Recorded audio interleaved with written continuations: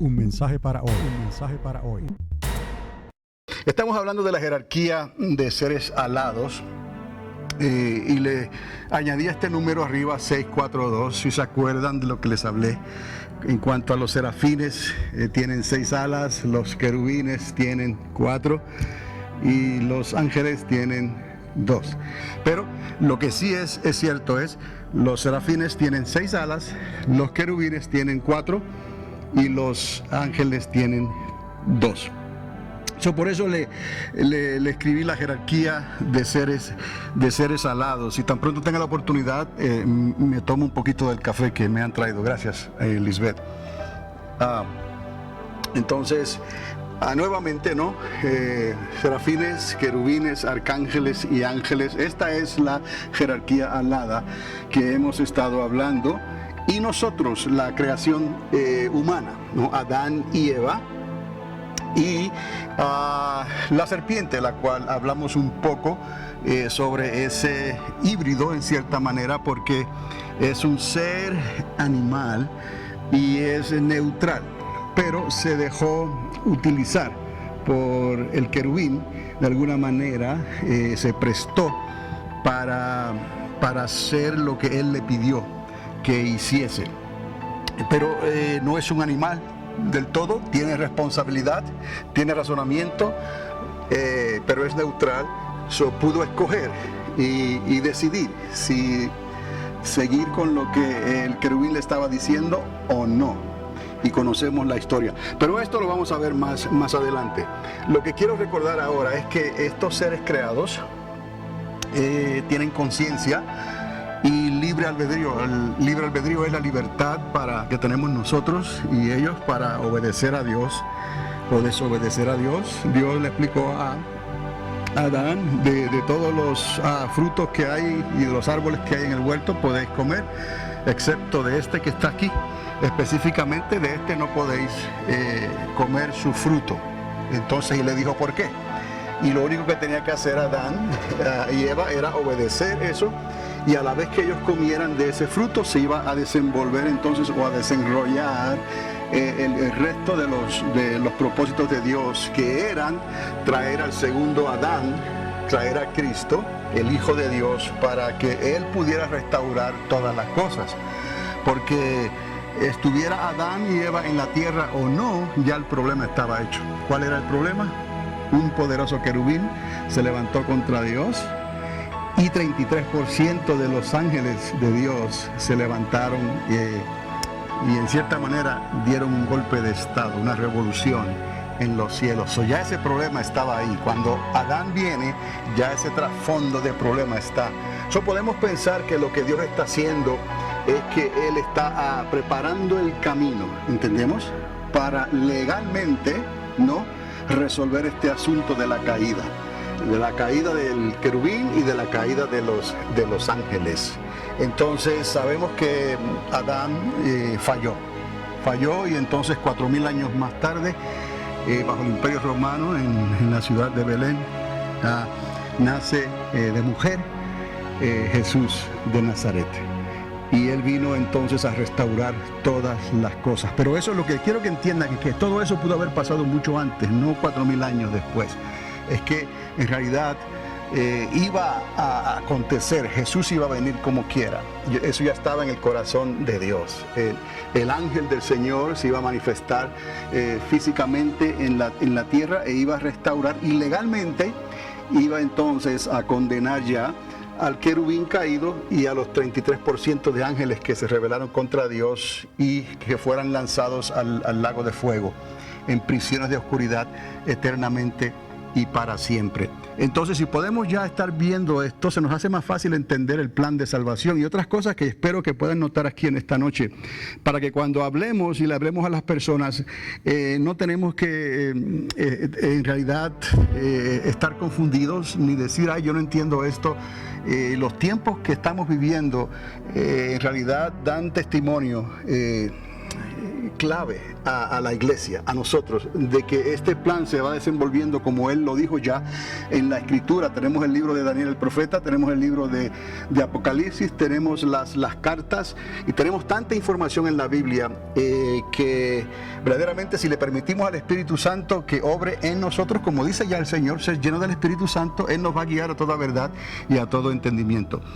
Vemos cómo todo está esto conectado, el Espíritu Santo, las promesas que Dios le hizo a Abraham, por qué Jesucristo vino. Adán falló, algo tenía que hacerse y Dios lo hizo.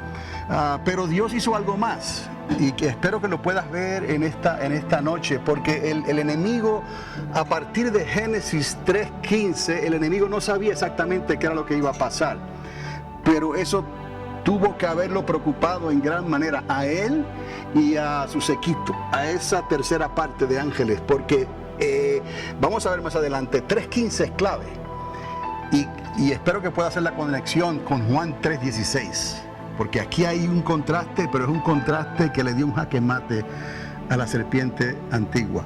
¿Y por qué se le llamó serpiente antigua? Porque él no se llamaba así, él era el querubín caído, pero había una serpiente, un ser híbrido en la creación neutral que se prestó para los propósitos del querubín, y eso cambió todas las cosas. Continuamos mirando aquí, los serafines son seres creados por Dios, como dije, libre albedrío, 6 alas, 2 rostros y de luz intensa. Y en Isaías capítulo 6 encontramos ese relato bíblico que no aparece en ningún otro lugar, y la palabra serafín se entiende que viene del fuego purificador, de la pureza y la santidad de Dios, la palabra seraf en el hebreo.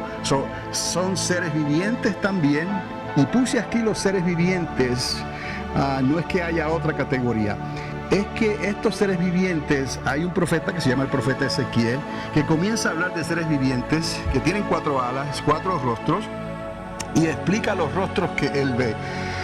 Pero en realidad no es que sea una jerarquía de seres diferentes, son los querubines.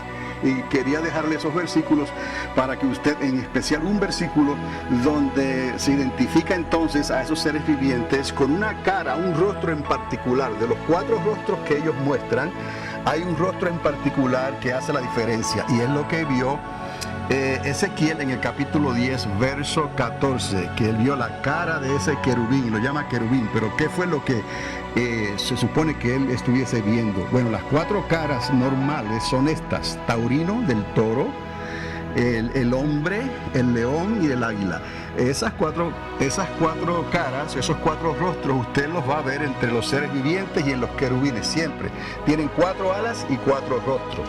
Pero es Ezequiel quien se fija y hace no es aclaración, pero nota esto, se da cuenta de esto en particular y lo escribe. 4 alas, rostro taurino, intensa belleza. Entonces, si usted va a Ezequiel capítulo 1 y capítulo 10, usted va a darse cuenta de eso que Ezequiel comienza a ver, y menciona los seres vivientes, y más adelante entonces menciona la palabra querubín. Y entonces menciona las 3 caras que faltan, menciona la cara del hombre, la cara del león y la cara del águila. ¿Cuál de esas 4 caras falta? La del toro, la del taurino. Pero él no dice taurino, él simplemente le llama querubín. ¿Ves? Entonces nos damos cuenta que al mencionar la cara del hombre, la cara del león y la cara del águila, faltaba un rostro ahí, y ese rostro era el rostro taurino. Y cuando él vio ese rostro taurino, lo identificó como querubín. Esa indicación es quizás de una de las pocas que tengamos, donde alguien, un profeta, es tan específico al ver a estos seres vivientes, a estos querubines en operación, en movimiento. Y hay otras cosas más que Ezequiel vio que no vamos a entrar aquí en esta hora. Y entonces hablamos de los arcángeles, que son los principales príncipes en el hebreo, porque en el griego se utiliza la palabra arcángel y no aparece así en el Antiguo Testamento. En el Antiguo Testamento, en el hebreo y en el arameo, aparece principales príncipes. ¿Dónde está eso? En Daniel capítulo 10, verso 13. Y en Judas, verso 9, usted va a encontrar la palabra arcángel. ¿Estamos?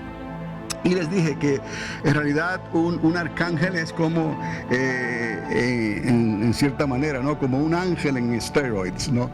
Tiene mayor responsabilidad, tiene mayor dominio y probablemente mayor fuerza, de alguna manera, porque es el arcángel Miguel quien se enfrenta al querubín, ¿no? Estuvimos hablando de eso, ¿no?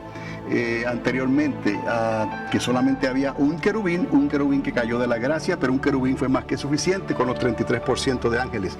Entonces vemos que es el arcángel Miguel quien se enfrenta directamente con el querubín. Ya cuando intenta robarse el cuerpo de Moisés en el desierto, ya se le llama diablo y se le llama serpiente antigua, se le llama dragón.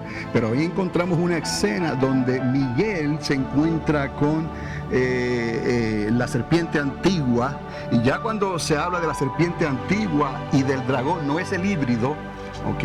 El híbrido, eso solamente vino en un momento en que Dios lo había creado, y quizás podamos entender, quizás Dios creó ese híbrido con un propósito para poder darle una situación, como dicen en inglés, a win-win situation. Una situación donde el hombre iba a ganar como quiera. Si el hombre obedecía, iba a ganar. Si el hombre desobedecía, también iba a ganar. El asunto es que lo que hace el querubín, entonces es como si se revelara doblemente, dos veces. Y al hacer lo que hizo con el híbrido, esa relación de engaño para engañar a Eva, pues eso, como dicen por ahí, cuando, no sé si en español usted ha escuchado que alguien dice, el tiro le salió por la culata.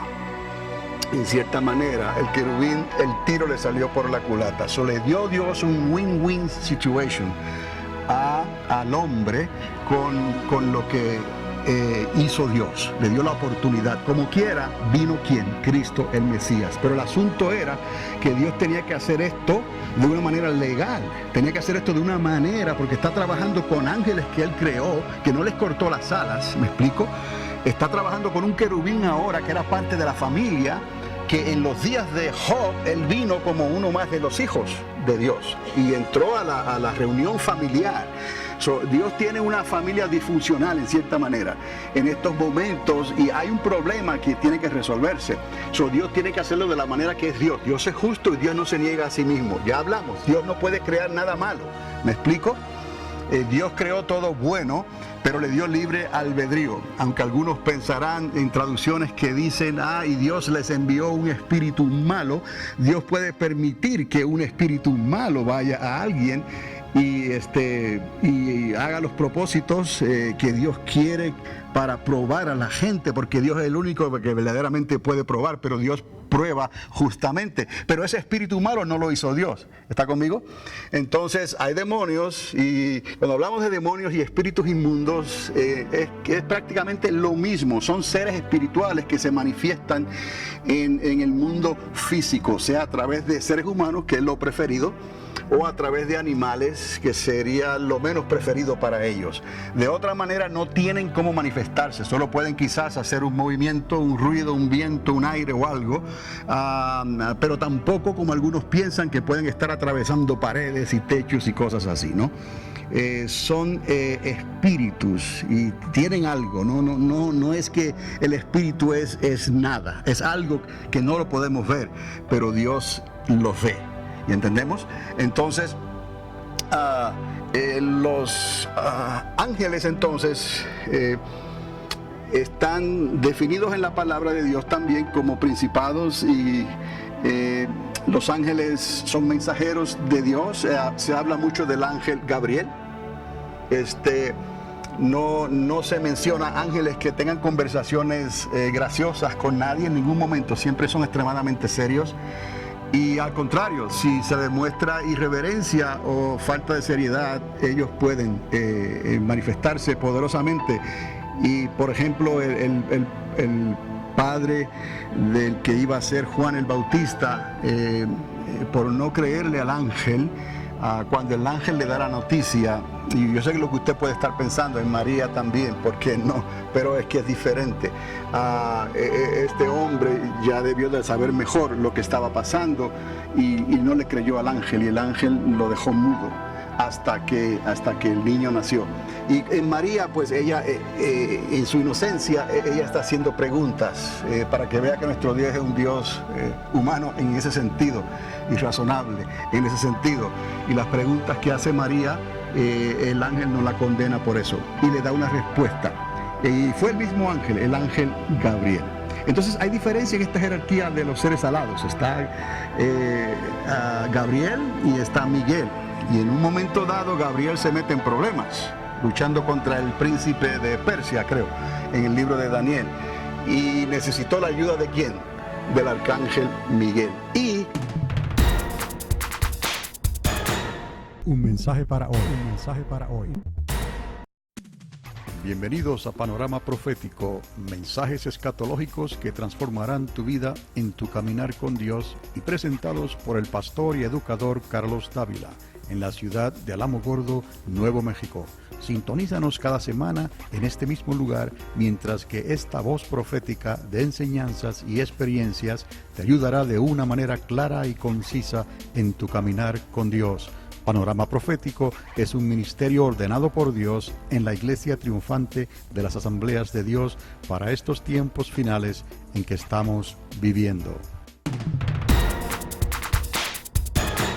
Un mensaje para hoy. Un mensaje para el libro que hay escrito, el libro de Enoch, que no está canonizado con los libros que tenemos, eso es referencia aparte que tenemos, pero Enoch habla de cantidades de ángeles y da los nombres y habla con mayor claridad, en el sentido de que da más información de lo que él cree que pasó antes del diluvio, ¿no? Y cómo él escribió estas cosas, y a Matusalén, que fue el hombre que mayor años duró en la tierra, recibió esta información ya para los días de Noé. Todo esto se sabía, pero la información fue expuesta por Enoch.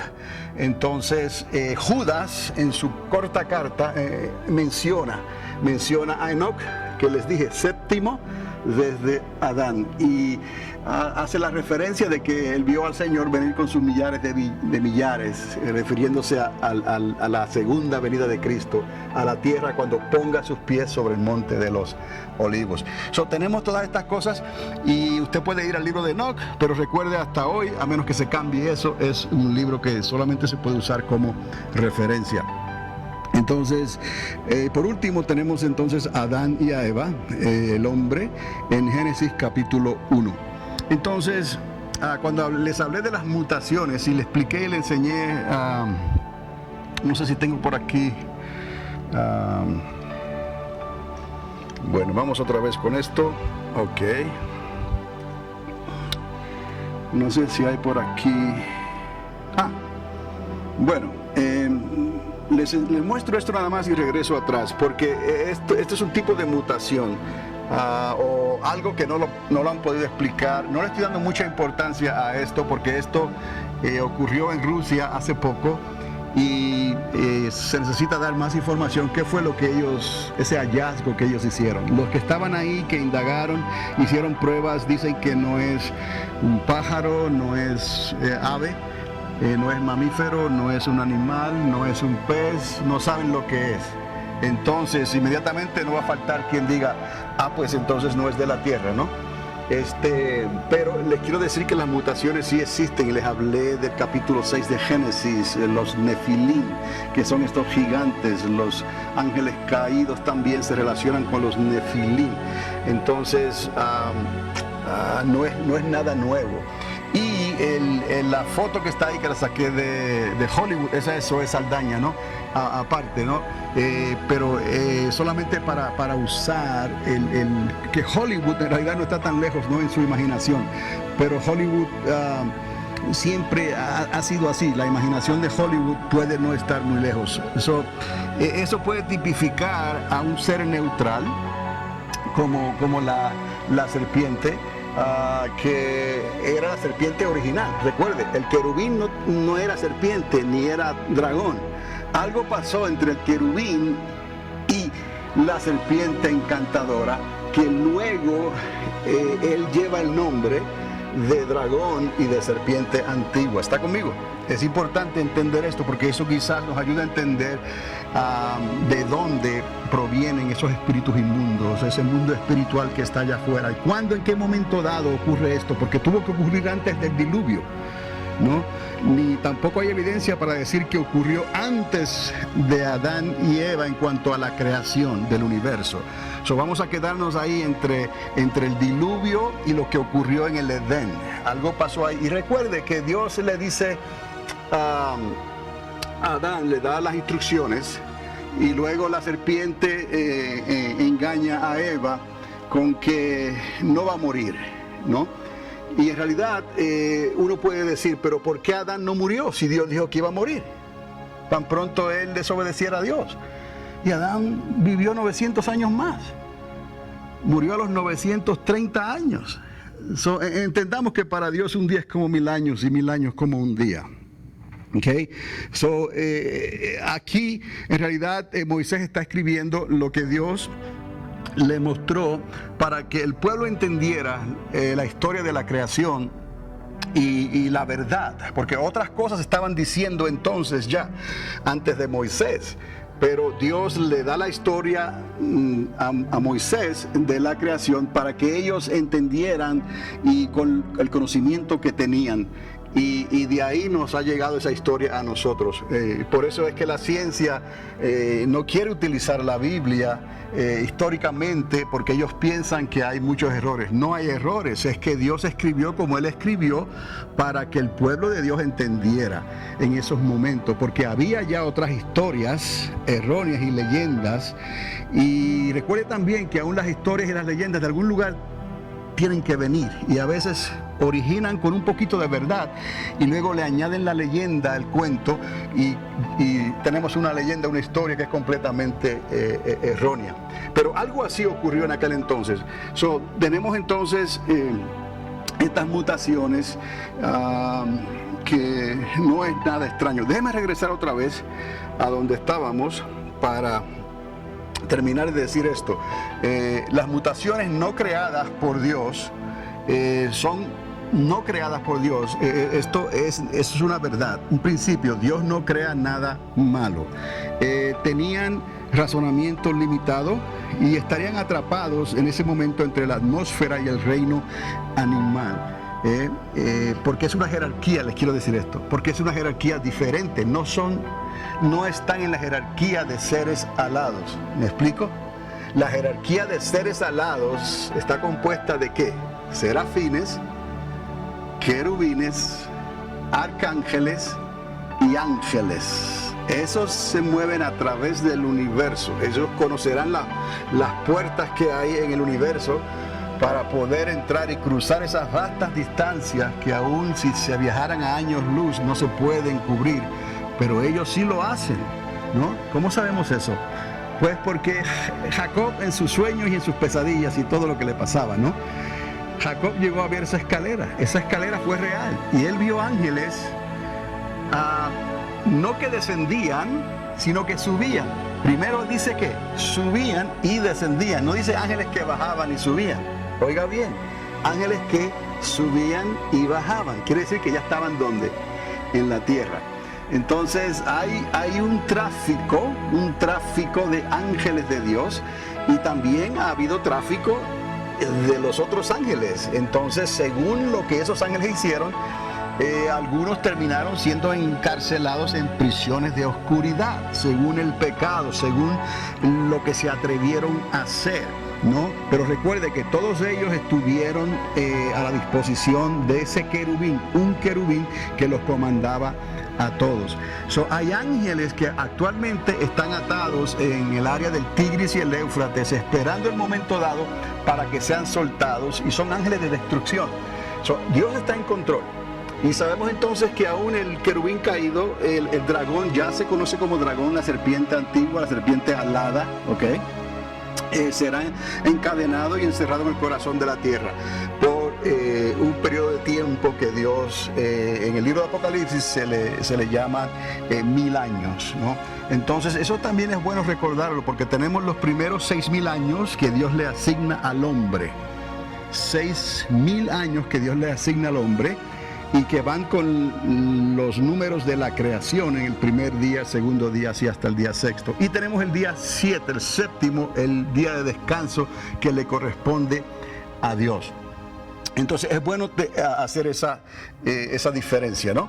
Entonces, abajo dice demonios y espíritus inmundos, que tenemos autoridad sobre esto. Yo creo que a estas alturas ya usted sabe, ¿no?, que la autoridad que tenemos nosotros es contra esos demonios y esos espíritus inmundos, que todos se mueven, no son alados, todos se mueven en el ámbito espiritual, son espíritus. Y en cuanto a la jerarquía alada, Dios nos ha dicho que lo resistamos, y especialmente a la serpiente antigua. Al diablo lo resistimos en el nombre de Jesús. Y entonces es hasta ahí donde nosotros podemos relacionarnos con ese tipo de jerarquía angelical. Y de hecho, ¿no?, el sentido común prevalece, ¿no? Por eso es que cuando los ángeles, aún los ángeles buenos, se le aparecían a personas en la historia bíblica, caían postrados, se desmayaban, se quedaban sin aire, se morían del susto, me explico, y entonces el ángel tenía que socorrerlos, casi darle CPR, ¿no? Para que volvieran otra vez en sí. Es que estamos hablando de una jerarquía completamente diferente. Y recuerde, Dios nos hizo nosotros poco menores que los ángeles. Pero somos ¿qué? Menores, no tenemos alas, ¿ok? Entonces, entendamos esto, que nuestro dominio y nuestro poderío libremente no vamos a permitirle a ningún demonio, a ningún espíritu inmundo que venga a acorralarnos a nosotros. Si estamos bien delante de Dios, tenemos el poder y la autoridad para atarlos, echarlos fuera y lanzarlos al abismo, en el nombre de Jesús de Nazaret. Entonces, eso nos ayuda a entender, y ahí le puse algunas ilustraciones sobre el querubín. Claro, ahí no se ven las 4 alas, pero es lo que encontré, y los 4 rostros, pero tienen 4 rostros, 4 alas. Y el diseño que hacen en la tapa de arriba del arca del testimonio, Moisés, en la explicación que se da, la descripción, habla de que tienen 4 alas. Así las alas se tocan y se cubren, y las otras se cubren abajo también. Entonces tienen 4 alas y 4 rostros. Y toda la raza humana, por cuanto uno cayó, todos pecamos. Ok, entonces aquí ya lo que se puede decir aquí es, en Génesis 3:1, encontré esta palabra en la concordancia Strong del hebreo. Es la que se usa, Nahash o Nakash, exactamente no sé cómo se pronuncia, creo que es Nahash. Se traduce de varias formas, ¿no? Y recuerde que las palabras hebreas tienen una raíz de 3, como si fueran 3 consonantes. Tiene tres palabras, 3 letras, perdón, que eso identifica la raíz de la palabra. Entonces, la palabra Nahash quiere decir encanto, se traduce como encanto, encantamiento, como serpiente y como adivinar. Y en realidad la palabra adivinar es la primera que aparece en la traducción, en el hebreo. Pero hay algo curioso aquí que tuve que darle un poquito más de tiempo, porque se presentan ciertas cosas que yo no estaba acostumbrado en la gramática hebrea, que ellos utilizan en las letras hebreas para explicar ciertos verbos, y la acción de un verbo usan la palabra el tallo piel. es lo que usa. Y cuando tú ves esa identificación en el diccionario que usan piel, se refiere a que es un verbo activado, un verbo en acción. No solamente es adivinar, si es más bien que practica la adivinación. Eso ayuda al que está interpretando a ver más claramente que esa palabra adivinar no es adivinar solamente, es que practica, está viva, ¿no? Es como decir una palabra hebreo para algo que está roto, ¿no? Si la aplicas el tallo piel, ¿no? Depende a los puntitos que uses y las marcas que utilices en la letra del medio de esas 3 letras que hacen la palabra hebrea.